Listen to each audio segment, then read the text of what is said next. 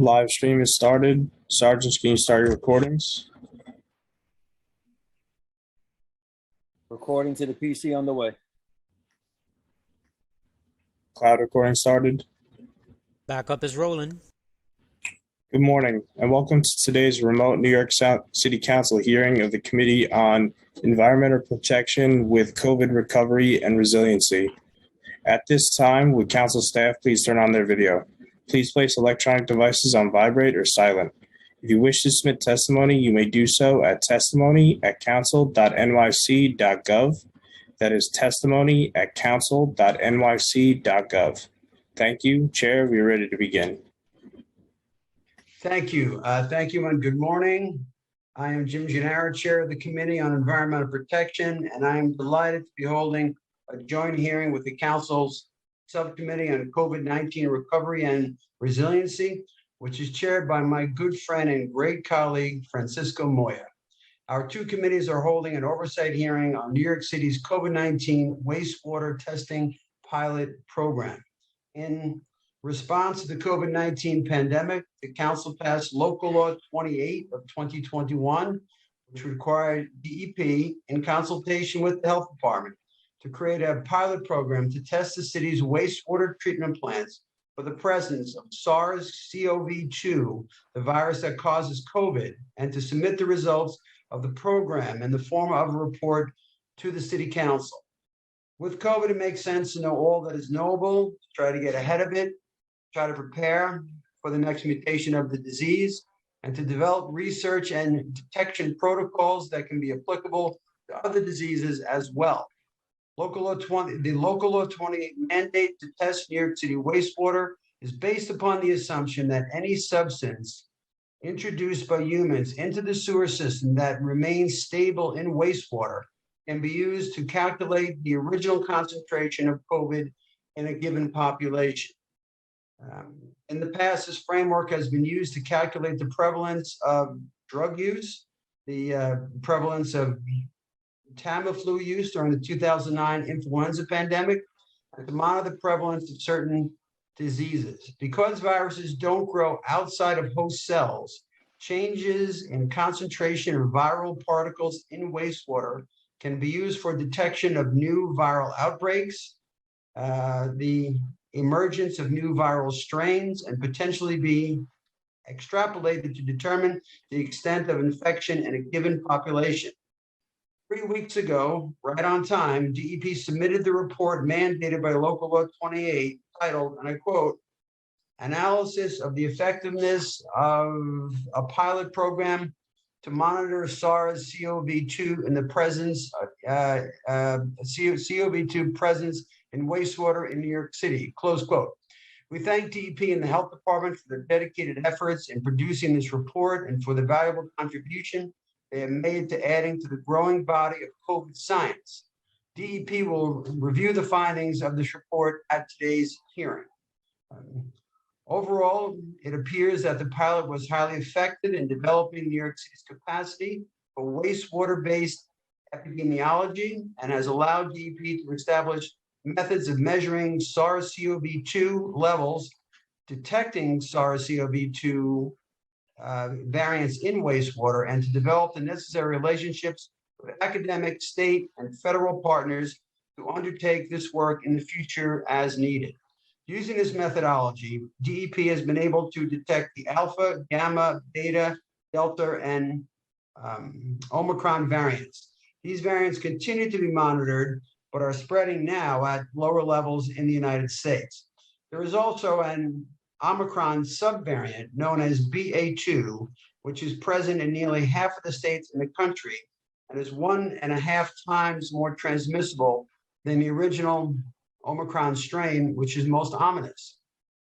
DEP and its academic partners were able to identify SARS-CoV-2 mutations that were not detected in sequencing of clinical specimens in New York City.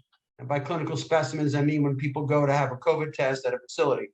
Not detected in the sequencing of clinical specimens in New York City, underscoring the importance of this program in identifying and tracking the spread of variants that may not yet be on the radar of public health officials. DEP and the Health Department have recommended pushing out the pilot program for one more year. And as of this past January, DEP has been participating in a CDC National Wastewater Surveillance System program to test wastewater throughout the country for SARS-CoV-2. This program, as I said, is expected to run for 1 year, will be paid for by the CDC, and will help DEP gain further insight into the performance of its analytical methods. Most importantly, the agency now possesses the capacity to engage in wastewater-based epidemiology in-house, which is quite an accomplishment, and is ready to use this capability in the future as needed. I would like to thank the great committee staff who have done such dedicated work to prepare for this hearing from the Environmental Protection Committee side. Counsel to the committee, Samara Swanson, policy analyst Ricky Chawla, financial analyst Jonathan Seltzer, and finally my legislative director Nabi Kaur. Before I introduce Chair Moya, I wish to acknowledge the following member of the Committee on Environmental Protection who have joined us today. Who do I see? I see Council Member Kagan, Council Member Menon. I'm just looking for the members of my committee, and Francisco will introduce his members. Samara, have I covered all the members of our committee?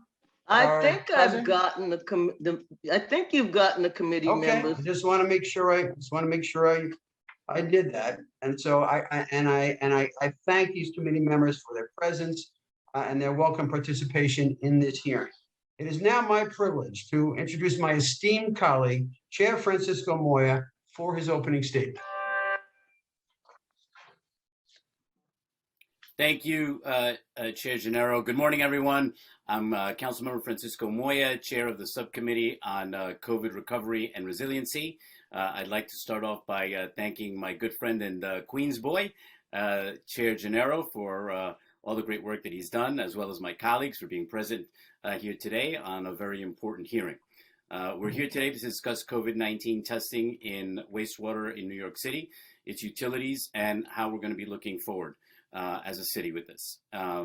I'd also like to make mention that we've been joined by Council Members Rivera, Nurse, Narcisse, and Brewer. It's been 2 years since COVID-19 first swept across our city, turning New York, and particularly my district in Queens, into the epicenter of the pandemic. As chair of the Subcommittee on COVID Recovery and Resiliency, I'm focused on how we can move forward in a way that is smart, strategic, and that centers on equity. This includes remaining mindful of the ongoing risks of COVID-19 variants and spikes in cases, including the particular risk of communities disproportionately impacted by COVID, including the African American, Black, Hispanic, Latino, immigrant, and low-income communities. Wastewater monitoring for SARS-CoV-2 RNA presents an opportunity for pooled community testing that tracks changes in COVID-19 infection levels through a community. As Chair Gennaro mentioned, the city recently released a report detailing their work and progress in wastewater monitoring. Thus far, wastewater data is unable to be predictive of the spikes in the city's COVID percent positivity. But however, wastewater testing was able to detect the most prevalent variants, such as Alpha, Delta, and Omicron in New York City's wastewater, including mutations that were not detected in sequencing of clinical specimens in particular neighborhoods. And while the DEP was able to demonstrate the utility of the sub-sewer shed monitoring in producing localized measurements of SARS-CoV-2 RNA, the agency ultimately determined that localizing sampling was too labor intensive.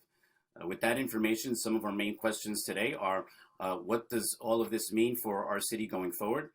Can we in fact utilize wastewater testing to better understand the impact of COVID, including COVID variants on communities?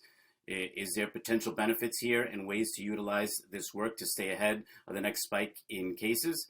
Specifically in wastewater testing, is at all useful for better protecting our city's most vulnerable and communities that have been most impacted by COVID-19.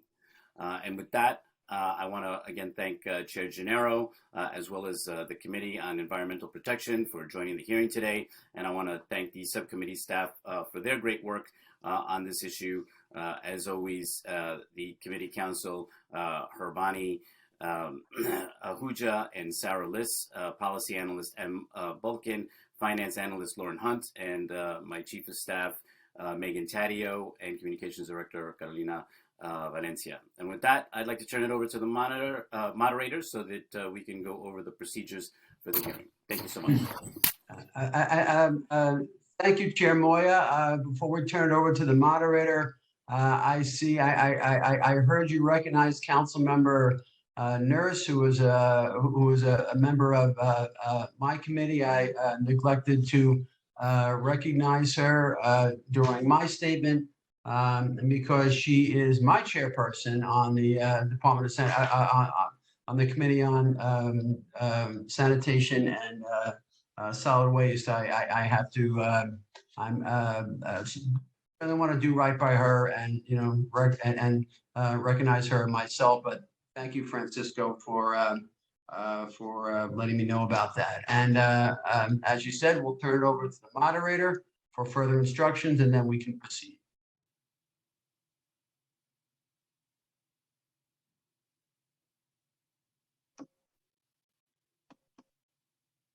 I'm Samara Swanston, and counsel to the Environmental Protection Committee.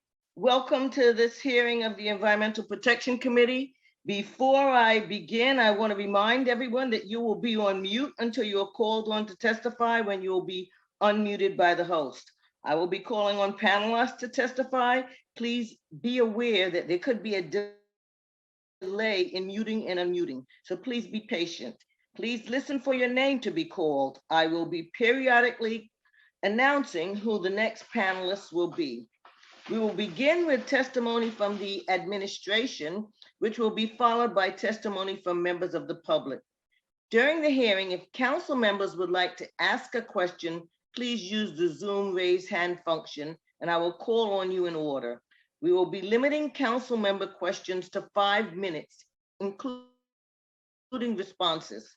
I will call on you when it's your turn to speak. During the hearing, if council members would like to ask a question, please use the Zoom raise hand function, and I'll call on you in the order that you raised your hand.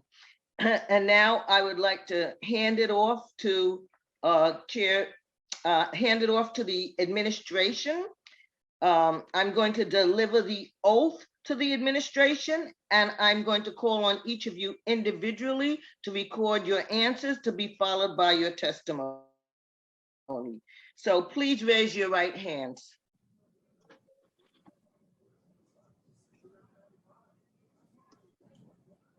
Do you swear or affirm, do you affirm to tell the truth, the whole truth, or nothing but the truth before this committee, and to respond honestly to council member questions? Yes, I do. Thank you. You may begin when ready. If I can just jump in for a second, and just a matter of protocol here. I just want to make sure that every council member who is present has been recognized. Is there any council member on this hearing that has not been recognized? I don't want to slight anyone. Seeing no one, I guess everyone has been recognized as appropriate. And welcome, Madam Deputy Commissioner. Please proceed with your testimony. Okay. Thank you very much. Good morning. Good morning, Chair Gennaro, Chair Moya, members of the Committee on Environmental Protection, as well as members of the Subcommittee on COVID Recovery and Resiliency. My name is Pam Elardo, and I am the Deputy Commissioner of the Bureau of Wastewater Treatment in the Department of Environmental Protection. So I lead a team of nearly 1,800 people who operate 14 wastewater resource recovery facilities, 96 pumping stations, and all associated pipelines and facilities. And we treat 1.3 billion gallons per day on a dry day of the city's wastewater. Obviously, we have a 24/7, 365 operations. So our laboratory our operations in our laboratory led DEP's portion of the COVID wastewater monitoring program since it began in August of 2020. I'm joined today by several colleagues, including Dr. Dimitri Kateas. He is a PhD in environmental engineering and also a professional engineer. And he is acting as my executive director of wastewater treatment and resource recovery operations. I also have with me Dr. Francois Chauvin, PhD in biochemistry, who leads, she's the chief of the laboratory operations in the Bureau of Wastewater Treatment. And then we have colleagues from the Department of Health and Mental Hygiene. And that is Dr. Cecilia Quinn, who's the Deputy Commissioner of Disease Control at DOH-MH, as well as her colleagues are with her as well. So we spoke to the council last about this program in October of 2020, when the council considered the bill that eventually became Local Law 28 of 2021. At that point, we had been conducting weekly testing for several months at our wastewater resource recovery influence. We worked closely with the council on the final language that was finally enacted. This local law required us to begin or to keep doing the wastewater testing program as a pilot and then report on the program, which we did on February 17th, 2022. This report was written by us in DEP in consultation with the health department and is available on our DEP website. The website also links our information to the NYC Open Data Portal, where we've begun posting wastewater testing data so that it can be accessed by researchers, scientists, and health professionals from around the world. So I'd like to note that this work was really a new horizon for us. At DEP, we originally had no capability in this area. However, since we have laboratory resources and we have staff expertise, and with help from experts from around the community and the country, we found that we were really well positioned to advance the science and establish the capability quickly in our laboratory services.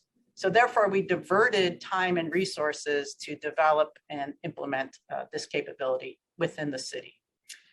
And now we have a tool, and that tool is effectively a new science, and it's at our disposal. And we can reliably use this application and extend it over, we extended it over the last 2 years.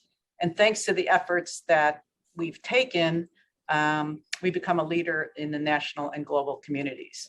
So I believe that over time, this tool has a potential to really become a part of a routine set of tools that wastewater utilities and water utilities can use to inform and support public health.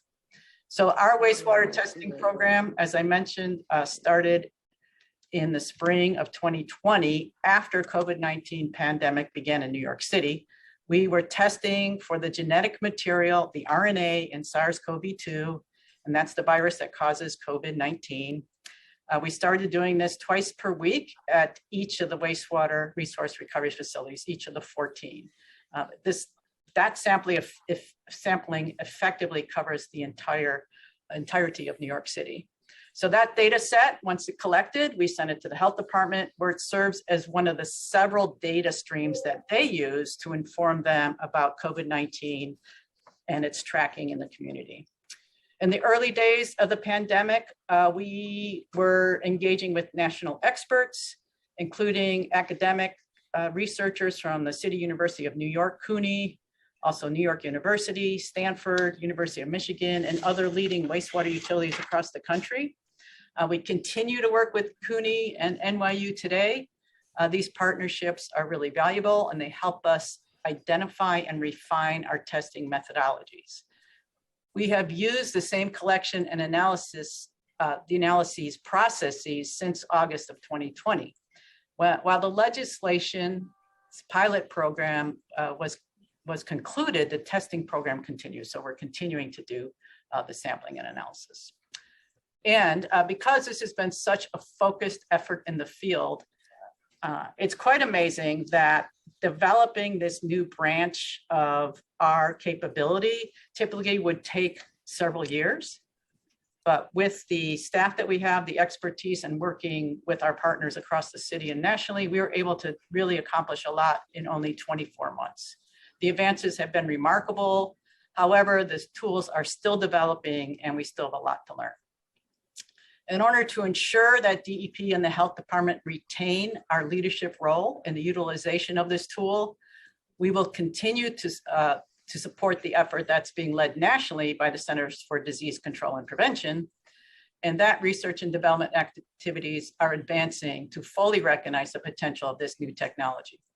We're excited to be contributing the city's data to that effort and our expertise towards the CDC's work. The CDC has been a really strong leader in developing and applying this wastewater epidemiology as a new tool. And I want to talk, there's two specific ways that we're assisting CDC in these efforts. First, we're sending samples to one of their contract laboratories, and our samples are analyzed using the same methods that CDC uses across 500 different sites in the country. So we've become a very valuable contributor to that piece of research. And secondly, we're participating in what's known as the National Wastewater Surveillance System Utilities Community of Practice. Now, that is a large collaborative group that's promoting the exchange of best practices, knowledge, and training in the area of wastewater surveillance for wastewater utilities. This group's goal is to accelerate and adopt new wastewater-based epidemiology standards and support public health decision-making. So DEP and the Department of Health continue to assess how wastewater data can be used to inform public health decisions.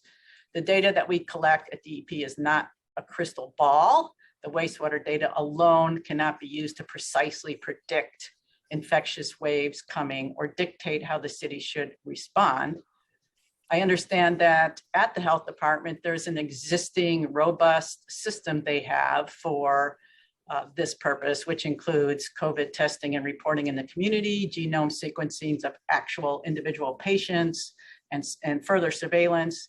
And we will continue to work with them and continue to provide wastewater data for their efforts.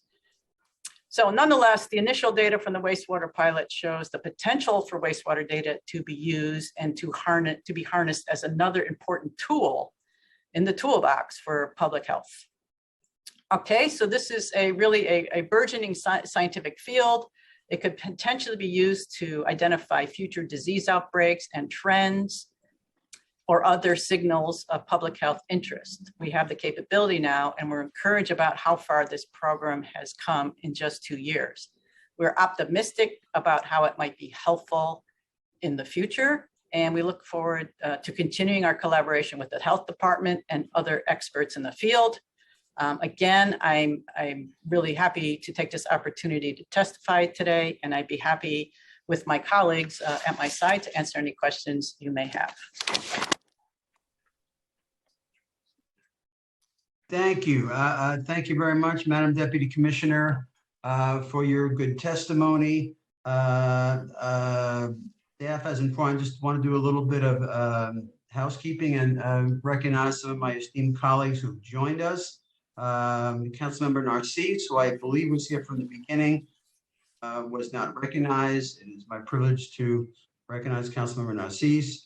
Councilmember Bob Holden is here. It's good to see him. He's a brand new member of the committee, and we welcome him to the committee. Councilmember Gutierrez also has not been recognized. It's my privilege to recognize Councilmember Gutierrez. And with that, I am going to commence the questioning. But as is my habit with joint hearings, I try to engage the members of my committee and whatever committee is participating in the hearing. So I will just ask 1 or 2 questions to start things. I'll turn it over to Chair Moya. And then I will wait to ask the bulk of my questions. I'm going to be here for the whole hearing anyway. My colleagues are very busy. I always like to give them an opportunity to ask their questions and do that. And so just to start things, I have questions from the committee and my own questions that I wrote down. And let me start with this question, Madam Deputy Commissioner. What would you characterize as the most significant success of this pilot program? You talked about, we have this new infrastructure in place now that we'll be able to use in a more profound way, going forward. Once it's refined, it seems like a national consortium as well. And, we appreciate that, but, so far there are, certainly, particular successes that we can point to in the pilot program thus far. If you could speak on that, I'd appreciate that. I'd love to do that. We are the Bureau of Wastewater Treatment, and what we do every day, 24/7, is phenomenal. We take the city's contaminated wastewater and we create clean water. We clean up harbor waters around the city. We also create green gas, resource recovery products that are very valuable to for us to achieve energy and climate goals. We're very well positioned for that, and we're doing that every day. Initially, wastewater treatment is a public health effort. So we are a public health agency, and that is the genesis of wastewater treatment, wastewater control, and resource recovery from the beginning of the notion of we need to treat our human waste. So we fit into the public health realm as part of our genesis. The beginning of COVID, there was a lot of interest in sampling influent in wastewater systems. I was getting calls constantly from private laboratories, from research laboratories, universities. They wanted our data, they wanted our wastewater so they could run data. And I did not really feel comfortable doing that because I wanted to control, first of all, how it's sampled, and secondly, what is done with the data once it comes out of those third-party laboratories. And because I am blessed with the two brilliant people I just mentioned earlier, Dr. Kateas and Dr. Chauvin, quickly were able to create this capability within the city of New York. And I am very proud of what they've been able to do. I am utterly amazed. First of all, at the speed we're able to do it. And we had help. I see that Councilmember Brewer is here. She got a strong interest in supporting this effort. And the fact that we're able to establish that capability in-house that we can use now for this public health purpose, we can use in the future if there is a virus or a outbreak of interest that may materialize in the future. We can also use it for broader environmental protection capabilities, like we can test receiving waters that may have a fecal contamination and determine if it's from a dog park or if it's actually from a broken sewer. So this capability that we have now is a very useful tool to us. And the fact that we're able to do that, to me, is the really the most important piece of this entire effort. Thank you. And by this new tool, we're talking about water-based epidemiology. Would that be fair to say? So this is the new tool. The new tool is our ability to sample and monitor at that level. Yes.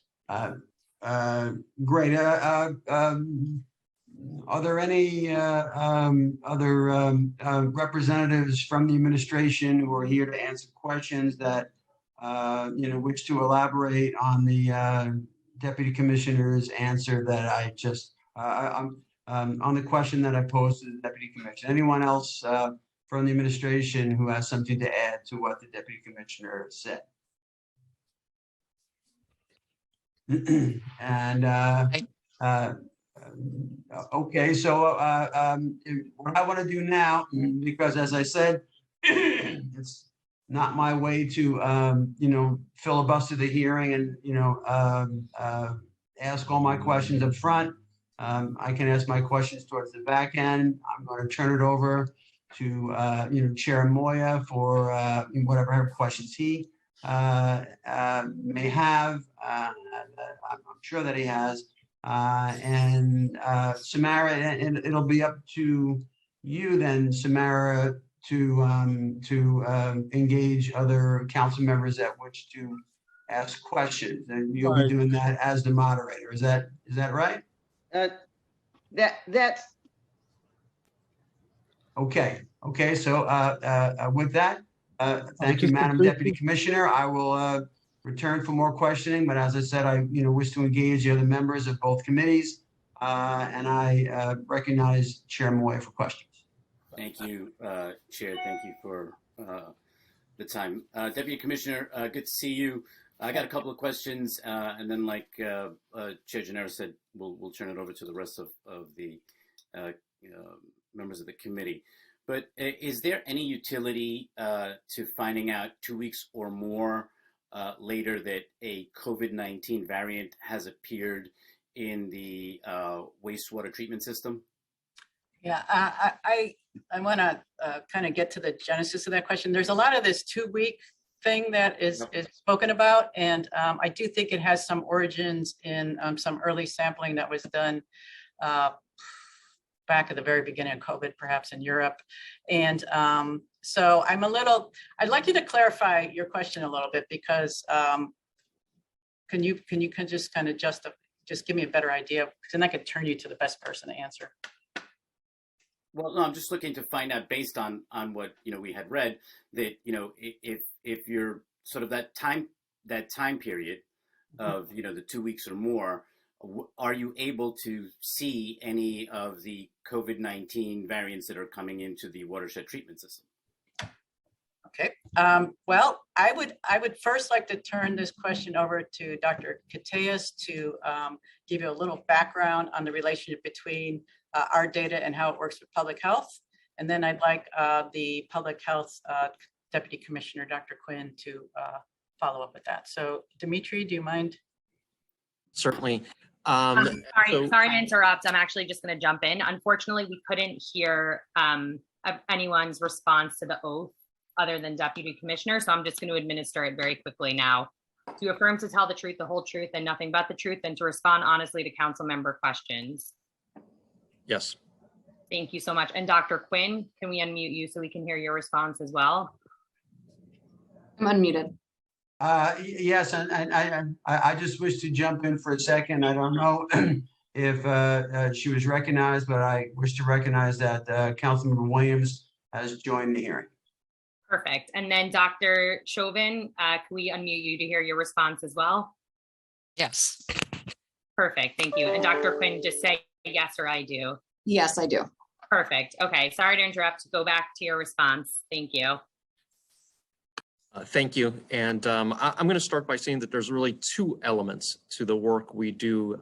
As the chair noted, there is the tracking of variance, and which does require at this point. Did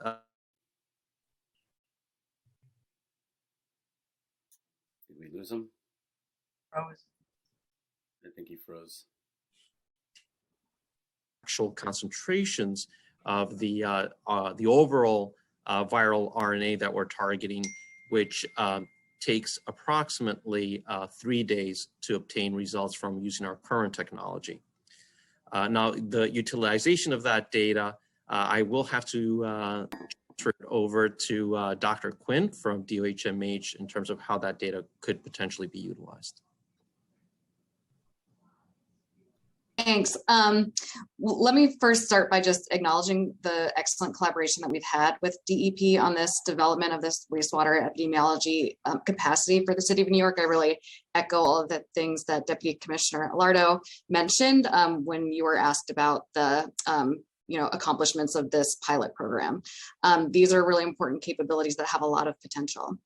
I think, Chair Moria, in answer to your question about how do we utilize information about variants that appear in wastewater, there is a lag because to do the sequencing, and I think this is what Dr. Cateas was just explaining, in order to do the sequencing, this is actually very technically difficult. And so there is a lag in time between when the specimen is collected and when we find out about what variants might be present. At the health department, we're really focused on the population level surveillance of disease. We have a very robust surveillance system for COVID-19 that involves a lot of different data streams: electronic lab reporting of clinical specimens, sequencing of clinical specimens, information that we gather from hospitals, et cetera. We think that our sequencing that we're doing of clinical specimens does allow us to detect the emergence of new concerning variants early. And the science and technology for monitoring those variants through wastewater is still developing. We're really excited about continuing this work with DEP to kind of understand how the information that we're getting about variants in wastewater matches up with our clinical specimens. And New York City is a great place to do this because of how robust our surveillance systems are. Great, thank you for that response. That's what I was looking for.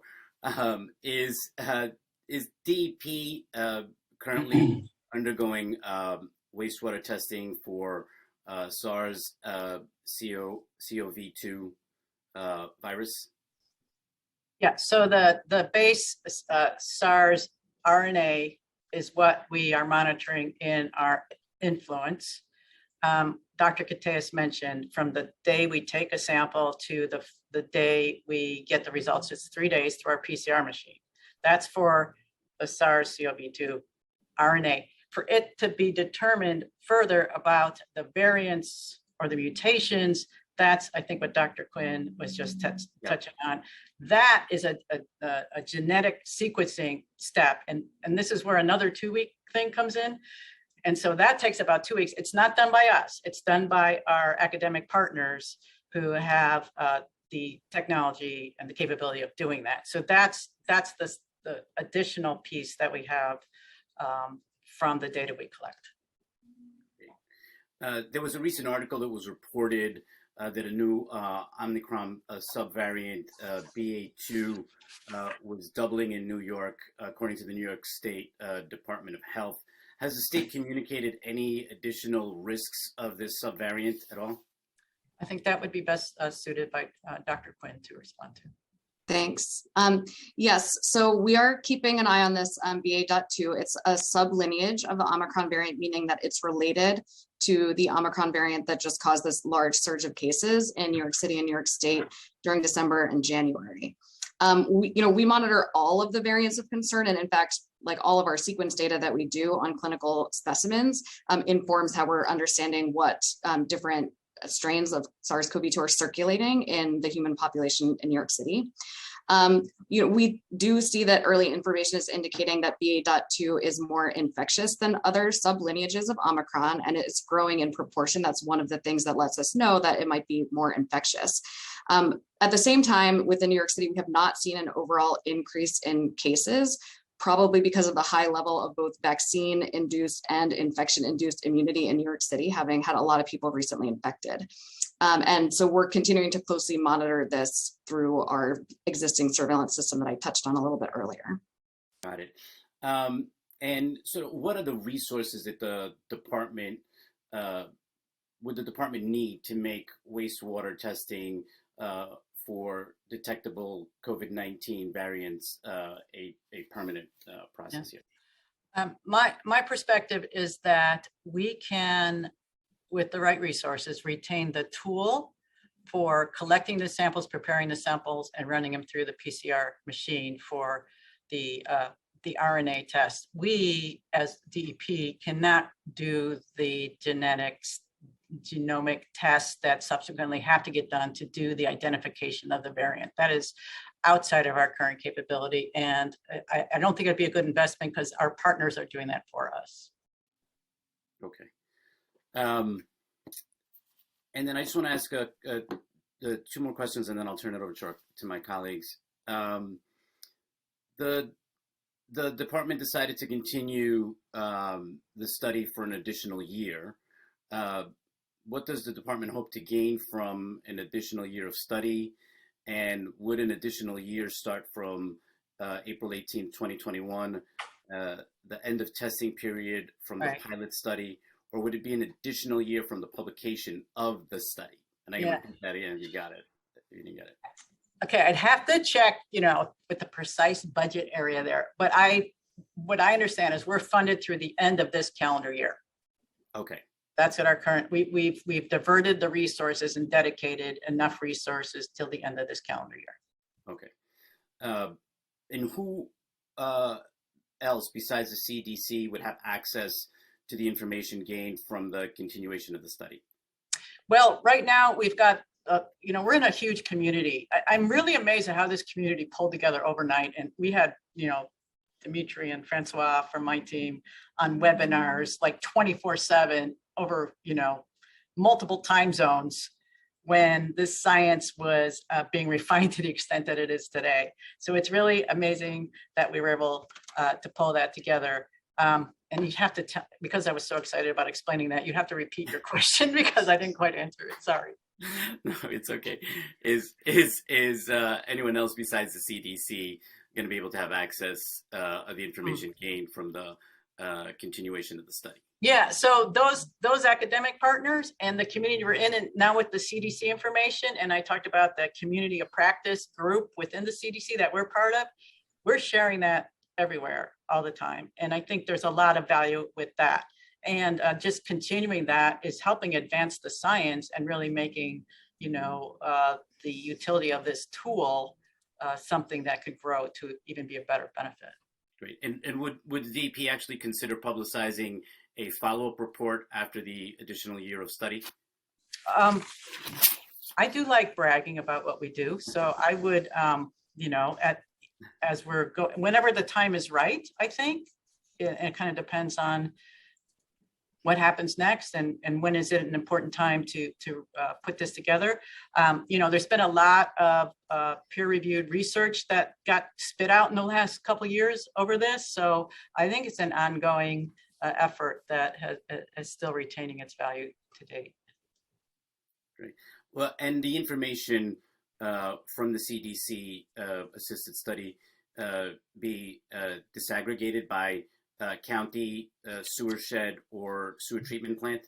No, the way the CDC operates, I believe they break it down only as granular as state by state. They, at least in what they publicly put out, they don't have it anything more specific than that. Got it. And my last question, and I'll come back for the second round, is there was numerous sources that have identified an increased incidence of COVID-19 in wastewater in areas where there were more facilities emanating particular matter. Has the department found any association with the location of pollution facilities and the incidence of COVID-19? And is there any, or is there enough data to potentially examine this potential correlation here? That's an interesting question. I just recently heard about this. And along with, obviously the COVID sampling that we're doing, the influent, we sample our influent water for a range of things. Some of it we sample in a 24 composite sample, some things we sample weekly, some things we sample daily. We sample suspended solids every day, multiple times a day. And I believe what somebody was, in some research, it sounds like there was a correlation potentially associated with the concentration of suspended solids versus the concentration of the COVID RNA. So I'm going to turn to Dimitri Kateas, who may know if there's any effort on our side, but that one, I don't think we've dove in there yet. So Dimitri. Yeah, thank you, Deputy Commissioner. I'm not aware of any specific research related to the wastewater loadings. However, I would like maybe to ask that UHMH can provide any input on that question, as I believe the chair's question related to also other forms of pollution beyond the suspended solids in the wastewater, if I understand that correctly. Correct. So if there's any, like if the wastewater sheds are in areas where there may be a factory or a plant and there's emissions that come in, like we've known for many years, throughout the city, there's been high incidence because of pollutants from other areas where we see, high asthma rates, different things like that. That's kind of where I was leading with that question.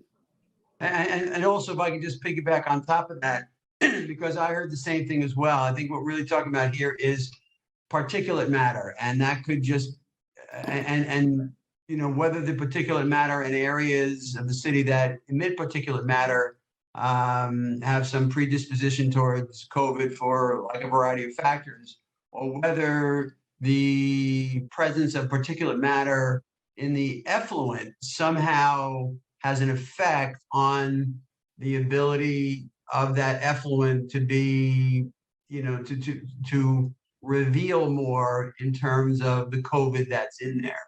It could be that the existence of particulate matter is acting as a carrier or like an agent for, it somehow helps the sampling. I mean, I don't know if that's the case, but that's at least a possibility. And so if I could add that on to the chair's question for consideration and response by the health department, I'd appreciate it. I think what you're saying is atmospheric particulate matter or other stressors related to concentration of COVID. Right. And that clearly, I would like the health department, Dr. Quinn, to reflect on that. Yeah. I think this is an important question, and it kind of illustrates the need for more study of these methods and how to understand the information that we're getting from wastewater surveillance in the context of our other surveillance efforts and what we know about COVID transmission from our clinical surveillance systems. And then this is my last question. Prior to this pilot program, has the wastewater testing ever been used before to detect disease in New York City? Yeah, I'll ask Dimitri, Dr. Kateas to talk about that. Not from DEP's perspective. DEP lacked the capability for molecular type work. However, on a daily basis, we do monitor, for example, fecal indicating bacteria in our treatment plant effluents to ensure that we are always meeting our permit requirements in terms of the quality of the treated water that we discharge into our harbors and waterways. I'm not aware, though, of any specific effort related to a targeted pathogen similar to what we're doing here for COVID-19. Thank you very much. And now I'm going to turn it over to our colleagues who have questions here. Samara, I believe you're going to call upon council members who have raised their hands in the order of which they've raised them. Do you have that information?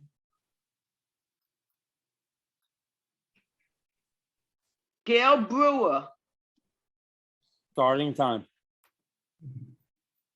Thank you very much. Needless to say, Pam Alardo is my hero. I think everybody's a hero, but she's my number one in the city of New York. I just want to make that clear. The first question I have is, and this is somewhat answered, but it's thanks to Pam and her leadership and others, I'm sure DOH also, that we managed to get the lab, the staffing, deal with crazy people at OMB who didn't want to do it, et cetera. So now the question is, moving into the future, obviously, whatever the time period is between DEP, private partners, DOH, et cetera. DOH is getting a new testing center, I believe. I've been in the old one in the 20s, and you're going up to next to Harlem Hospital. So I guess I want to know for the future, what do we want? So I think you've come amazing strides so far, but other countries are doing it more real time, and perhaps answering some of the questions that you heard from my colleagues about other ways that we could improve the public health in the city of New York. So I guess whether it's Ward's Island, Rikers Island, which I know is Pam Alardo's hope for the new treatment plants, that's not tomorrow. But what can we do to help you, either funding wise or policy wise, to get to the more real time and other kinds of public health issues that you would like to address? So that's both to DEP I think it's great that you have a new commissioner who gets it. I know him very well. And also a great commissioner, Shirley at the DOH. So this is the time to make these changes. So that's my question. What about the future and what do you want? I mean, from my perspective, we've developed this capability. It has utility for public health purposes like we're talking about today. It also has utility for environmental purposes that we will use for future decision-making on best investments of the public dollar to protect the waterways around New York City and to protect public health. And so in my mind, I have a new arm of our organization that's very beneficial to our wastewater utility and can be used for public health. So I'd like to retain that capability. I don't want to lose that capability. So I'd like to retain that capability. We're going to retain it through this pilot program through the end of the year. And I believe every year we should assess to what level and what degree do we want to retain it for the purposes internal to DEP, internal to our wastewater and water side, but also with our partnership with DOHMH and others, what would they like us to continue to do for these broader purposes? Okay, and DOH, what's your answer? Yes, thank you, Councilmember. Very much agree. I think that this technology has a lot of potential, and having developed this capability, we certainly don't want to lose it. I'm glad that you mentioned our new public health laboratory that we're working on moving into. Will certainly give us more space and ability to continue these kinds of collaborations, including with our academic partners and other partners in the community. I think specific to the wastewater surveillance that we've been talking about today, there is a lot more to learn about how to best utilize this technology, not just for SARS-CoV-2, but for other diseases, and about how to interpret the data that we're getting from the wastewater surveillance in the context of our other surveillance streams that we have for COVID-19. One of the challenges with the wastewater data is that people, when they're infected with SARS-CoV-2, are not shedding the virus at the same level. It's not comparable necessarily across people or during the course of illness. So it's very difficult right now to understand what a particular level of virus found in the wastewater means in terms of the total number of cases. So it's helpful for looking at trends. It has correlated pretty well with our existing surveillance data, but we really need to continue the work that we're doing with the DEP to understand how to interpret the amount of virus that we're seeing in the wastewater and how to utilize that. Okay. The other quick question I have is data. Now, I should know this public data person that I am, but who does the posting on the open data portal, or how do you decide how that gets posted and what gets posted, et cetera? I don't know that DEP or DOH, but obviously that's important to the public and the timing. Well, we post our data onto the open portal. I believe we upload it on a monthly basis. I don't know who runs it. I think it's done from the Do It folks in the city. Right. Dr. Chauvin, do you have any more data information on that? So one thing I wanted to make sure we mentioned at this time, what we are posting is the concentration data that were obtained in our laboratories at DEP. So that, of course, is in addition to the data that the CDC will or is being communicating, and those data would be from the contract laboratory that we talked about earlier. Time expired. Okay, thank you. I could go on and on. Thank you.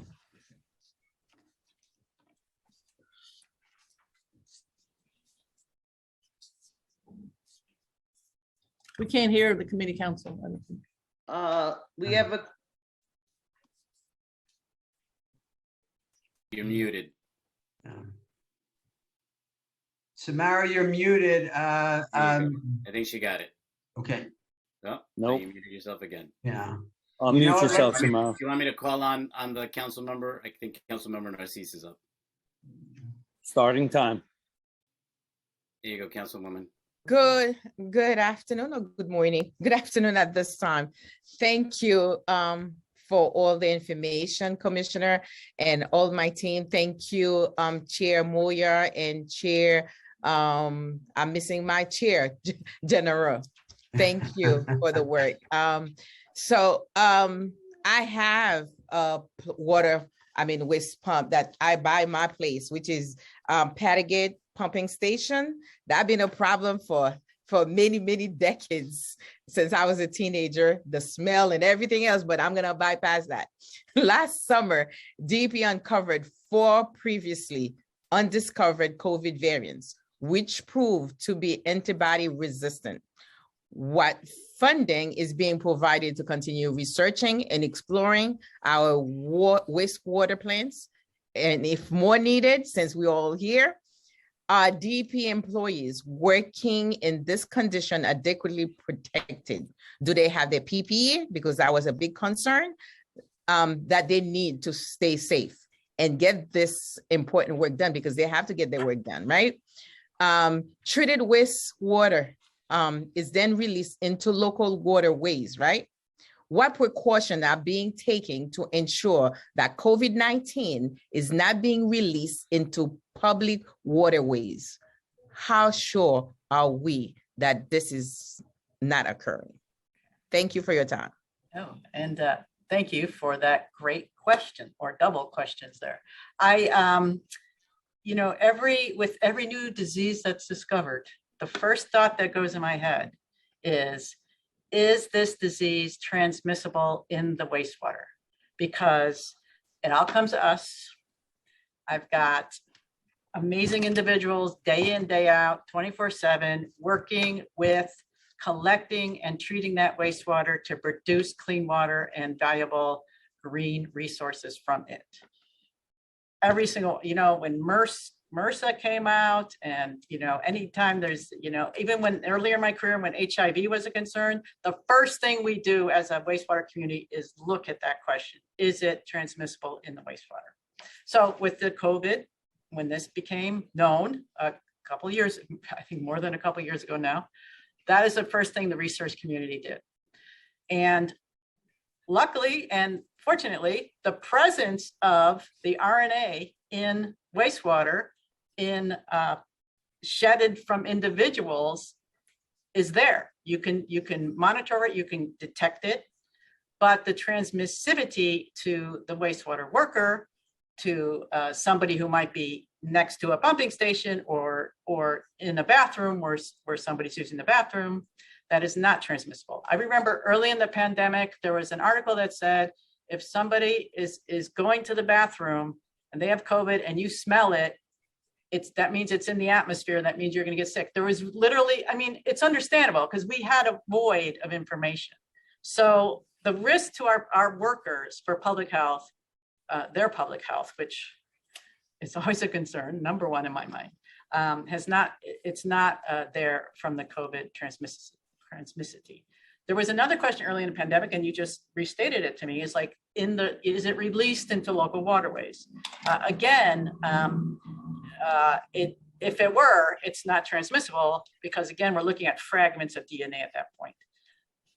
And even more so, our wastewater treatment system, I invite you to come visit one if you have not already. I will find the one that's, Paddocket is a pumping station, but I will take you to the local wastewater resource recovery facility in your neighborhood to show you what the influent looks like and show you what the effluent looks like. There's multiple steps, including, you know, primary sedimentation, separation, a biologically active community that actually breaks down the wastewater. Then we have a whole solids processing component that creates a valuable fertilizer product. And when you look at the effluent, with the final step being a disinfection, you see clean water. And it's quite amazing. And it is, you know, we're very proud of that. The level of effort it takes is amazing. It's underappreciated. I apologize that there's an odor problem in your neighborhood. I made a note. I'm going to send somebody out. That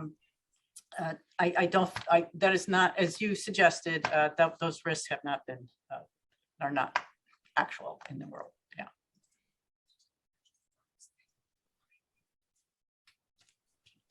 Councilmember, you're still muted.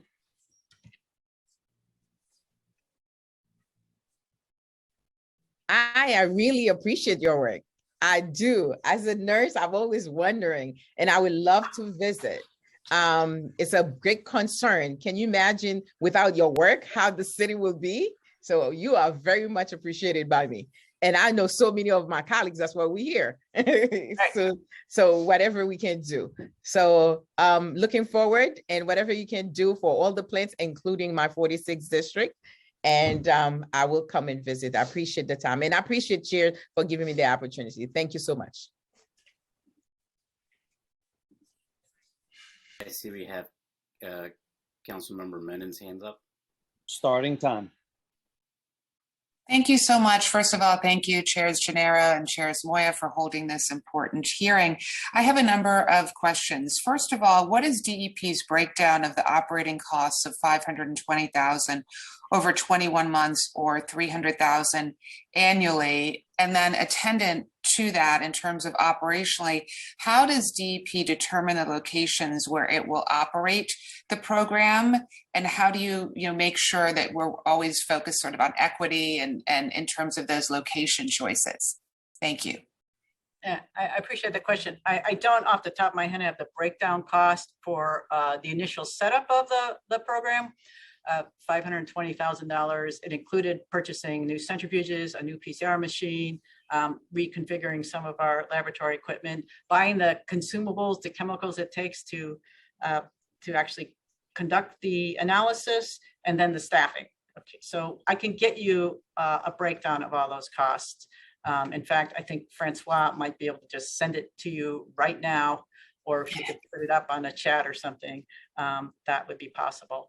And then your second question is, how do you decide where to sample? We have 14 wastewater resource recovery facilities. I believe there is a map included in the report we wrote that shows you each of them have a dedicated collection area, which we call a sewer shed.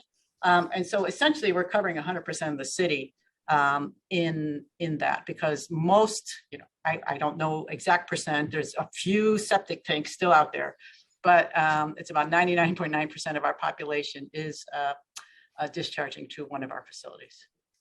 Okay, thank you. Another question I have is the report said, quote, "It is not currently possible to extrapolate sewage testing data into specific numbers of infected individuals, and testing at the treatment plant level would not capture evidence of infected individuals not serviced by the municipal sewer system," unquote. So I guess the question I have is, what other value does the sewage testing data bring us? And how can this data be used to inform public health measures? I'm going to just make a comment and then turn it over to Dr. Quinn. There is, you're seeing similar trends in this influence sewer data in terms of shapes of curves to what you see in the population of public health. And that is kind of the key of why we want to keep doing this, this program. And Dr. Quinn can respond in more detail. Yeah, thank you. And thank you, Councilmember, for the question. I mentioned this a little bit earlier. We're still really learning about what the data means that's coming from the wastewater and how to interpret it in the context of the surveillance data that we have about COVID-19 citywide. So one of the challenges is that it's not possible to directly infer the total number of cases in a sewer shed based on the counts of viral particles that are found through the wastewater surveillance system. One of the reasons for that is because the amount of virus that a person is shedding while they're infected can vary from person to person. It can also vary throughout the course of the disease. So, when we're doing sampling at the sewer shed level, like Deputy Commissioner Lardo just described, it's not very precise when we're looking at that data.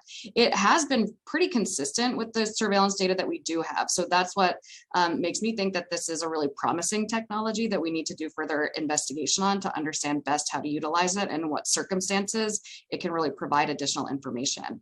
And I'll just add that we have a really robust surveillance system for not just SARS-CoV-2, but for a lot of other diseases in New York City.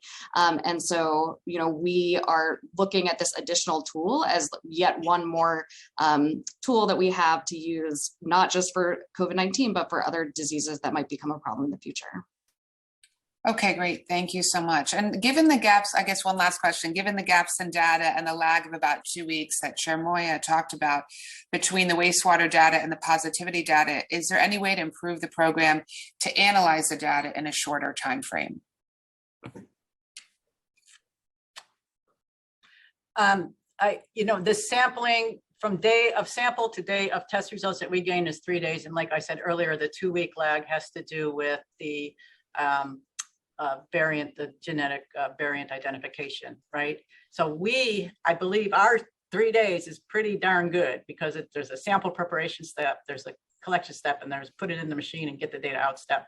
I don't do the genetic components, and I don't think the health department does either. We send it to our partners in different organizations who are experts in that field. I have no idea if that could be shorter than 2 weeks, and I don't know if Dr. Quinn or Dr. Cateas has any more information on that. Time expired. Let me just jump in here to say that if there are other panelists that can speak to Councilmember Menon's questions, I will allow their answers even though the time has expired. Does anybody else on the witness panel wish to speak to Councilmember Menon's question? So, the health department is not doing the sequencing the sequencing step for the wastewater data. That's the academic partnership that we have that's generating that data. The health department does do sequencing on clinical specimens that are collected through our COVID Express testing sites and some other sources that we do sequencing on.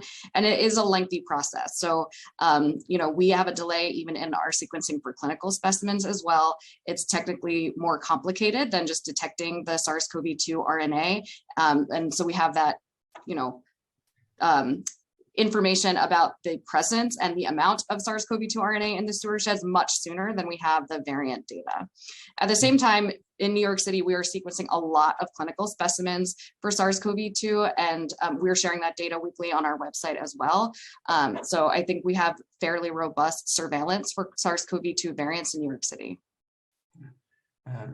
Thank you. And before we proceed to other members that have questions, I am informed by staff that we're joined by the Majority Whip Brooks Powers and by Councilmember Ressler, who is a chair, who is a member of the Committee on Environmental Protection.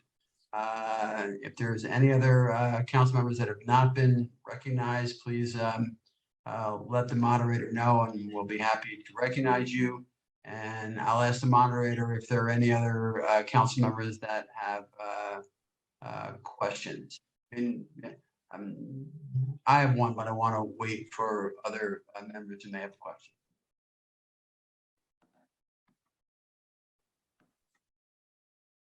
And you're muted, Sonara. Okay, you're right. I don't see any other members with questions. Okay, then I'll pose. Oh, wait. Councilmember Narcisse raised her hand. Starting time. Okay, we'll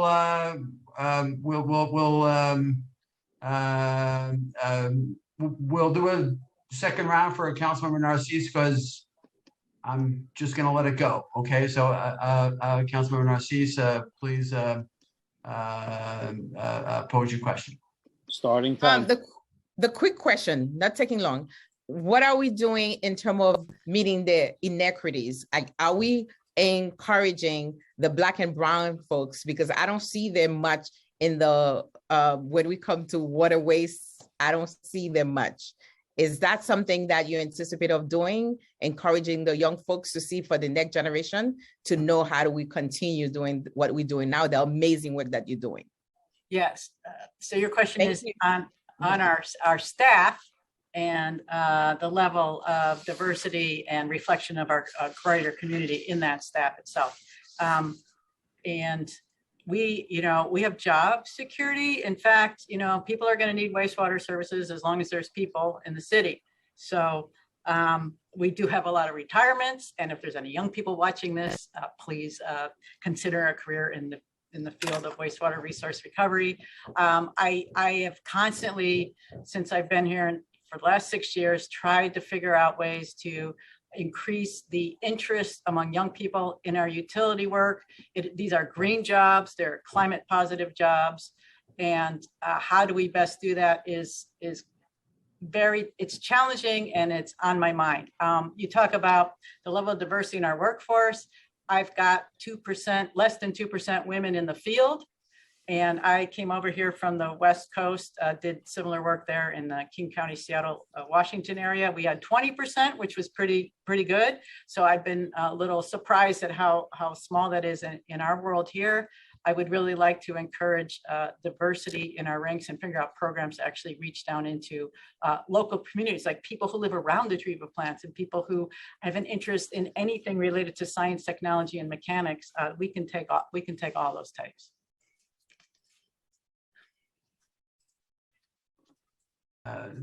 Thank you. Thank you.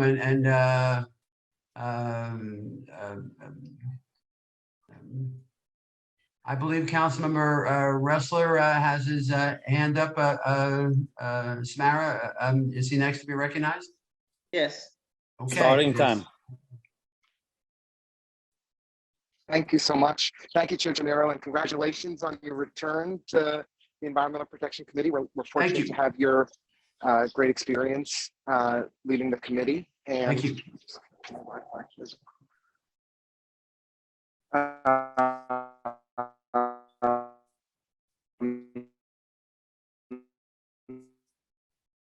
Lincoln, you're breaking up.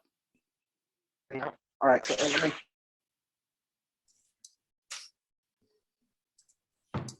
Lincoln, we can come back to you if you're in a bad spot.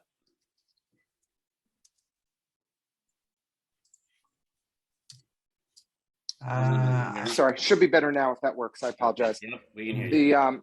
Sorry, Chair Moya. Thank you both. So I just want to thank the folks at the Department of Health and DEP and all the essential workers who have done so much to keep our community safe through this pandemic, day in and day out. You know, as Chair Moya raised and Councilmember Menon underscored, I am concerned about the delays in the information and the analysis of the wastewater data actually being analyzed and informing us of new trends. I think we were just so late on Omicron. It was clear that the presence of the variant was widespread before anybody in New York City government really could confirm it or understood it.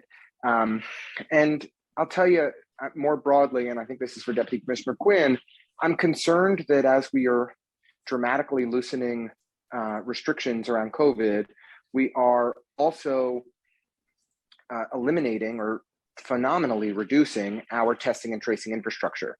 I mean, I just went to one of the largest testing sites in my area this morning, which is listed as a testing site, to find that it had been closed with nobody having told us at Modell's over across from Barclays Center.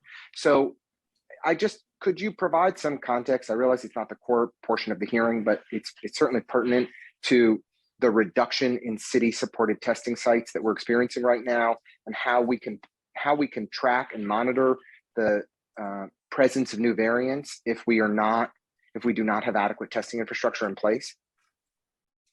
And before the answer, before you provide the answer, the question is a little off topic, but I'm very, very happy to give Councilmember Ressler some latitude here, because I think it is a very critical question. Thank you. Thank you, and I'm happy to answer it. So if it's okay with Deputy Commissioner Lara, I'll just start.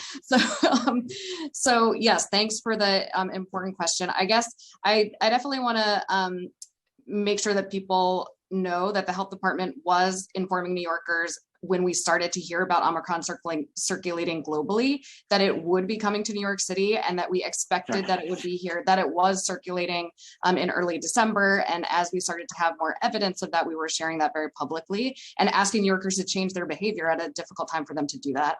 And many of them followed our advice, thank goodness.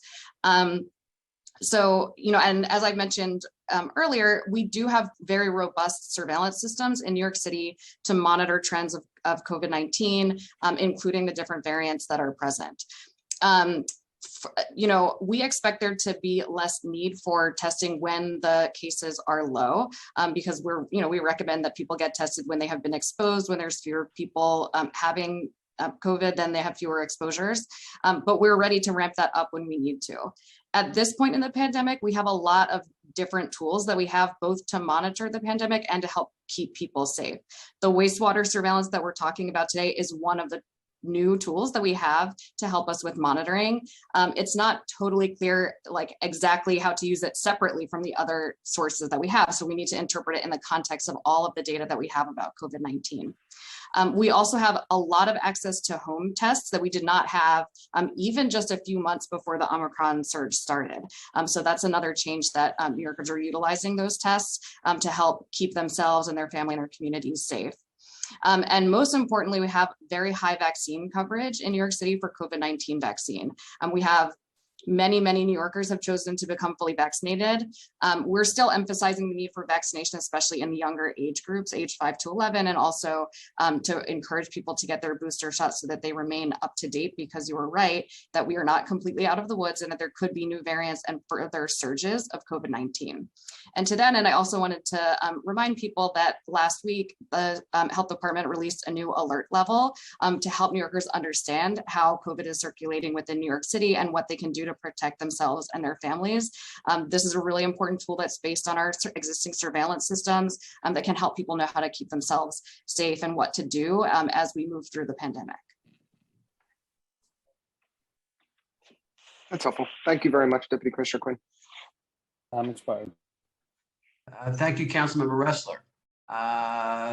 Samara, are there other members of either committee that have questions for the panel, save myself and Francisco?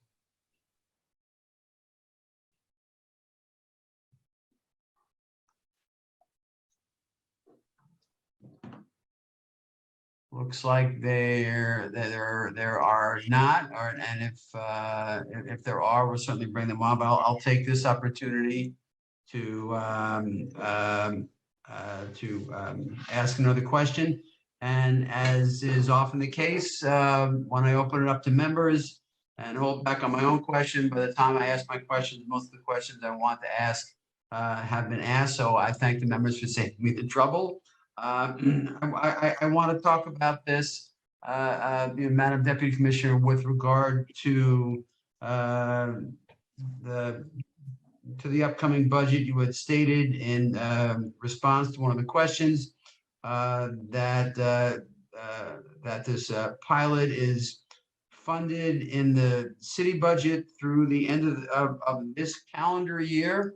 And then there's the CDC folks who are picking up, some of the funding for this project. As we think about the upcoming city budget, does DEP and the Department of Health have a budget request that will carry this program, through the end of this calendar year and through the end of the CDC funding program? I want to clarify the role with CDC. Currently, we take samples at our 14 plants. We sample in-house, get results on the RNA presence. We send parallel samples to CDC. They run the same tests, and they also put that information into their database. So we actually have two parallel tracks going on now. CDC is not providing any money to us to continue the program. We just have two systems in parallel. And the thing that's really great about that is we can verify if our data is really accurate, because we've got two independent laboratories from each other running the same data. So that's what's going on now. And we are funded through the end of the year. It might be a little bit further on. But like I said earlier, I think we need to, almost on a quarterly basis, assess what information we're getting, whether the level of utility that we currently have with it, how we can use it in the future, near term, long term, and really do that kind of analysis. I'm not ready to do that now for any future part of the program, but I think we're going to keep that alive constantly. Thank you, Madam Deputy Commissioner. I will make a note to the Environmental Protection Committee staff that we should raise this as a budget question when we have our budget hearing at the end of the month. We want to know how this program is going to be sustained beyond the end of this calendar year, which will only be halfway through the next budget year. And With that question asked, I don't have any other questions. I'll ask Chair Moya if he has other questions. I just have one question. I want to go back to the original, one of the original questions that I asked, which was, and I'll read it again so that you can remember.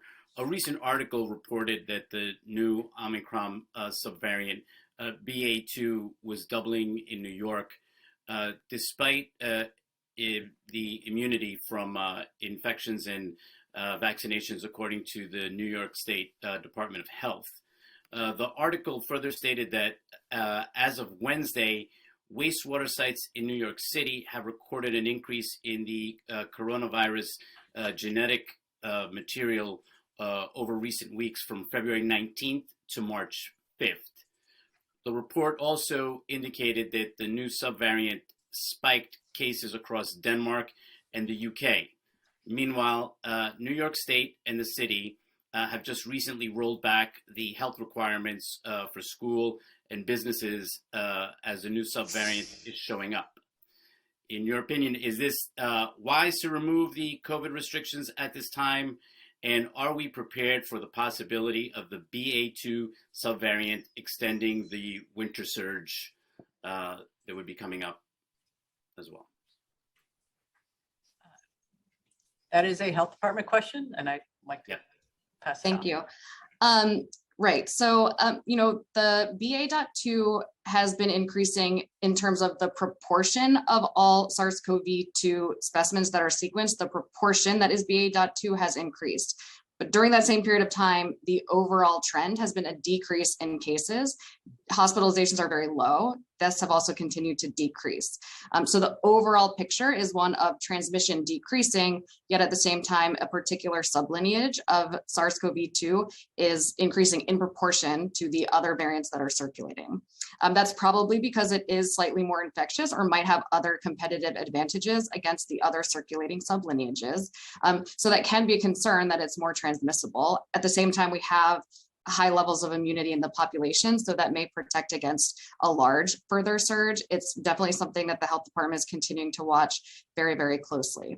It's hard to interpret from what's happening in other countries exactly what will happen when it comes to New York City, because so many factors are involved in determining what the shape of those curves might look like. But it's certainly something we're looking at very closely. And in terms of your question about, you know, starting to change some of the restrictions, like I mentioned earlier, the alert level system that we released last week, I think will be very helpful to help people understand how we're looking at the data and understanding the risk to New Yorkers at any given moment. So just one quick follow up to that, because the city has seen a massive drop in testing, possibly due to the at-home kits or fewer concerns about the milder variant. So how will we continue to monitor the COVID-19 trends and the trajectory of community transmission? Mm-hmm. Yeah, we have seen demand for testing decrease, as I would have expected when we start to see transmission decrease. We are also looking really closely at the more severe cases of COVID-19 as an important part of our surveillance systems. There is much better ability to detect those cases because people who are seeking healthcare because they're ill are much more likely to get tested than people who might have mild or asymptomatic infections. At the same time, the total amount of reported cases is still an important part of what we're following. That will go up usually before the hospitalizations or severe cases. So we continue to use that as part of our understanding of what's going on with transmission within New York City. And all of those are part of the alert system that we released last week. And then I'll just add on top of that, we also have the wastewater data that we're getting from our colleagues at DEP that can help to interpret what's happening with the surveillance data that we are looking at. Great. Okay, thank you very much. Thank you, Doctor. Thank you, Chair Moya. I believe I'm ready to close, Samara. If there are no more questions from council members, we can proceed to the public part of the testimony. Samara, have I got you? You're on my screen. You dropped off. Who took Samara? It appears that the moderator is having some technical issues, but that's right, Chair. You can close out the administration portion and just deliver a brief closing, and then we'll turn over to the public. Sure. Let me take this opportunity to thank the administration, Madam Deputy Commissioner, and other representatives from the from DEP and from the Health Department for all of your dedicated efforts and and moving forward this new capability that will has transformative possibilities. And we really do appreciate you working with us on the bill in the first place last year, getting this all rolled out and bringing this to the national stage and making a profound difference. And we look forward to all the difference that you're going to make. So we thank you all for being here. And with that, I would ask the host or the moderator to call members of the public to testify. I don't have the witness list, so this will be, I'm happy to be surprised by who is going to come forward and testify. Got it. Okay. Thank you all. We will now be turning to public testimony. I'd like to remind everybody that we will be calling on individuals one by one to testify. Each panelist will be given 2 minutes to speak. Please begin once the sergeant has started the timer and given you the cue to begin. Council members who have questions for a particular panelist should use the raise hand function on Zoom, and I will call on you after the panelist has completed their testimony. For panelists, once your name is called, a member of our staff will unmute you, and the Sergeant at Arms will give you the go-ahead to begin upon setting the timer. Please wait for the sergeant to announce that you may begin before delivering your testimony. Ricky, I just want to jump in here for a second. I just want to make sure that someone from the administration is going to stay on the hearing and hear all the good testimony that the public is going to provide. Can the administration make that assurance that people will stay on the hearing and hear the testimony from the public? I just want to make sure we have that handshake. I have several staff on this and they'll stay on. Great. I really appreciate that. Sorry, Ricky, please proceed. Not a problem. We will be calling first on Dr. John Dennehy. One moment. Dr. John Dennehy. Starting time. Hi, everyone. My name is John Dennehy. Thank you to the committee, Chair Gennaro and the rest of the committee for inviting me to share my testimony. I'm part of the team at Queens College of the City University of New York, who has been working with the DEP and the DOHMH with developing the protocol to monitor SARS coronavirus in New York City wastewater. And we started doing this in June of 2020.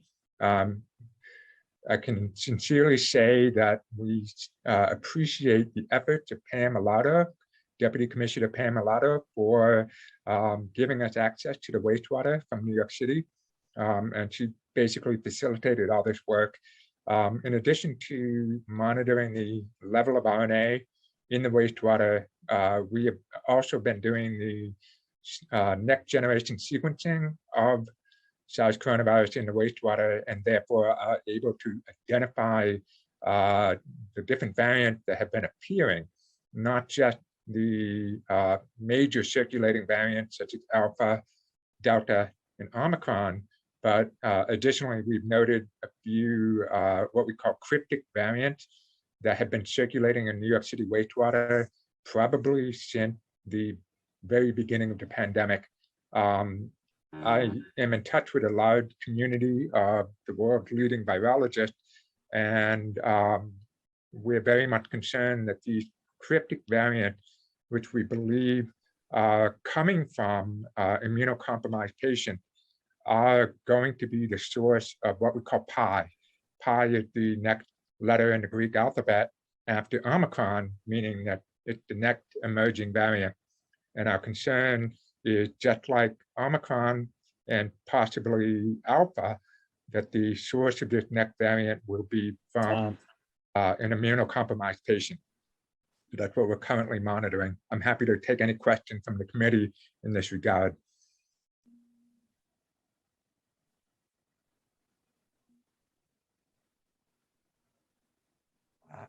Chairman, Ricky, Chair Gennaro? yeah, sure. Thank you. Thank you, Dr. Dennehy. You're working out of the main QC campus, are you? Queens College, yes. Okay, yes. In my district, happy to support QC. I taught there for 8 years, once upon a time, long time ago. Could you just elaborate a little more on the very end of your statement in which you raise the specter of these new emerging variants? I'm kind of concerned about and like a nexus between those variants and people who have compromised immune systems. I didn't quite follow that. I'd be happy if you could expand on that. So what we are seeing is that these new variants, including Omicron, are accumulating many new mutations in what we call the receptor binding domain. This is the part of the virus to help the virus attach to and get into host cell.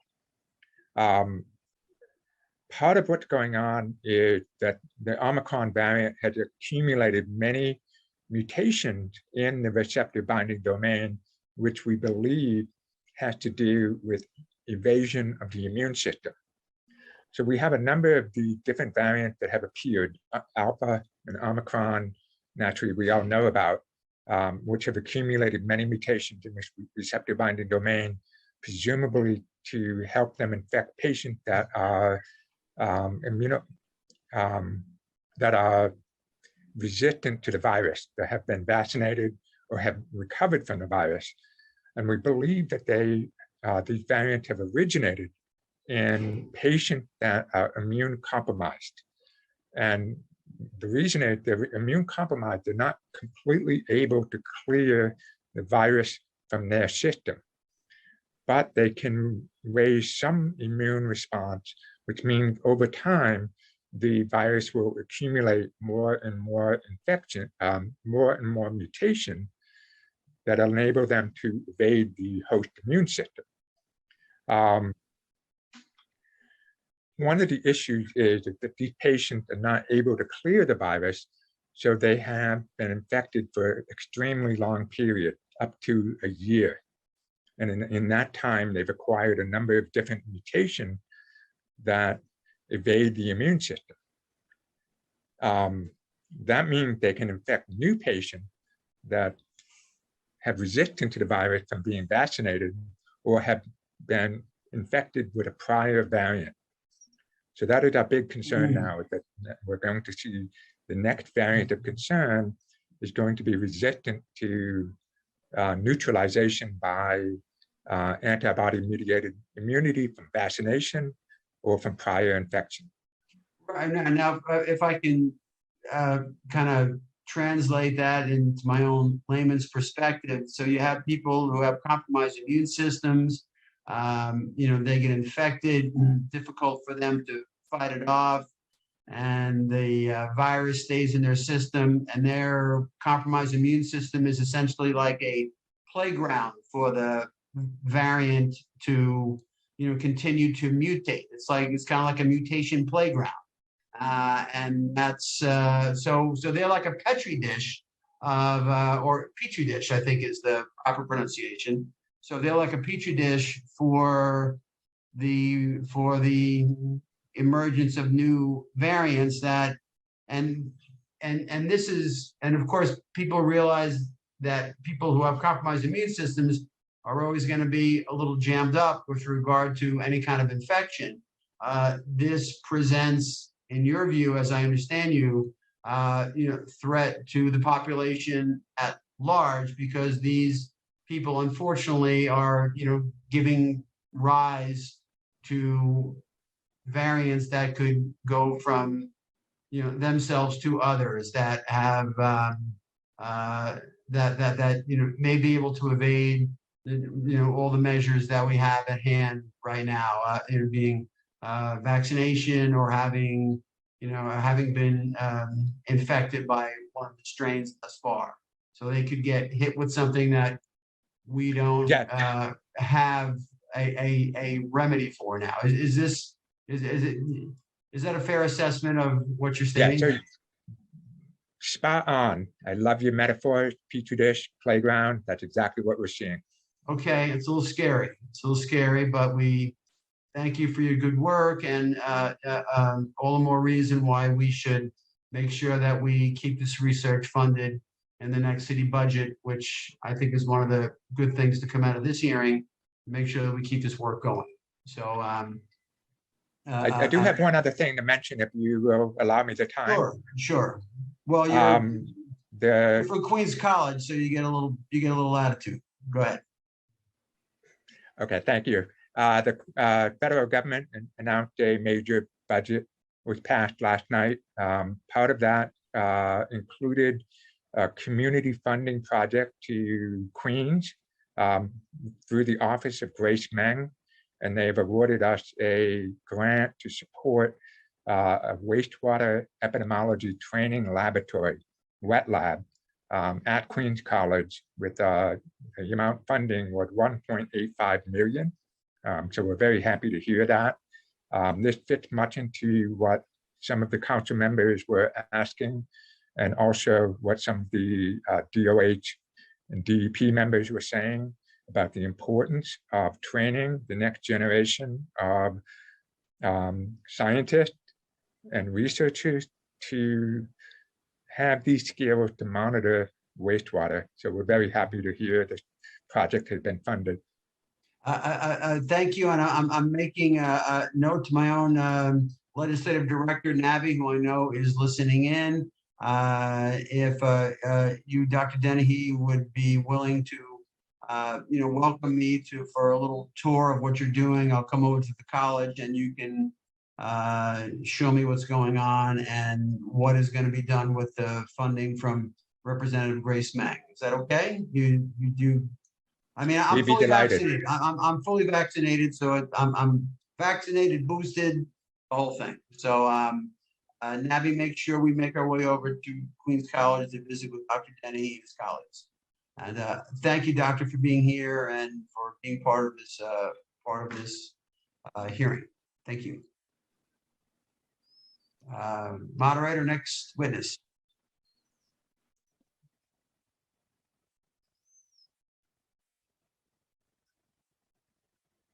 Sorry, just a brief moment. Samara's seeing if her issue has been resolved, but it seems like it's still ongoing. So just give us a brief moment, sorry. Sure, no problem.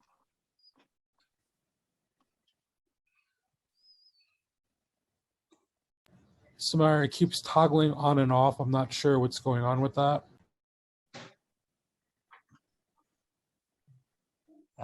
Ricky, We'll be, sorry, I'll take over. I would recommend you just take the torch and move us forward, okay? Got it. Next, we will be hearing from Natalie Flo. She did not appear to be here. So next will be Joel Kupferman. Starting time. Joel Kupferman. You hear me?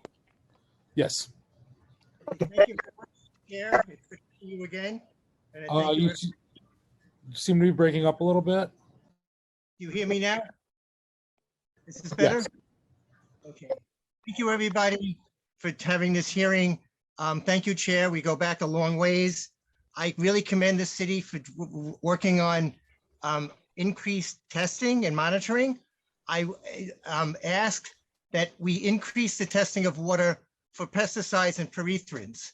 The city conducts their West Nile virus spraying every year, spraying all the water areas.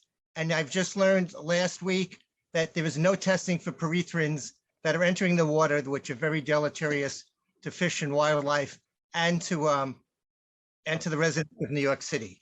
So I put that request in and get information to show why that's very upsetting. I also appreciate the fact that PM 2.5 exposure. Do you hear me? Am I Yes, okay? yes, we can hear you. You can go ahead. Okay. PM 2.5 was raised. I believe that city is not paying enough attention to monitoring and enforcing suppression of PM 2.5. Recent studies from Harvard have showed that a slight increase in exposure to PM 2.5 leads to a major increase in COVID mortality. The city is not doing sufficient air monitoring or suppression of the generation of dust. The city's air monitoring monitors are not enforcing the law. They're not doing sufficient testing around sites. And I think this is really important to for the city to look at. There's basically unfettered construction that's going on, and a lot of that dust is going into the water and the like. The third is the question of tainted water. The water is not just going into the sewage. There's problems with city workplaces, including Long Island City, where the city rents space for DEC, let me just finish, nature workers and the like. There is no water available for them to walk and the like. I think it's important for the city to look at matter that to make sure that their own staff and workplaces are well protected.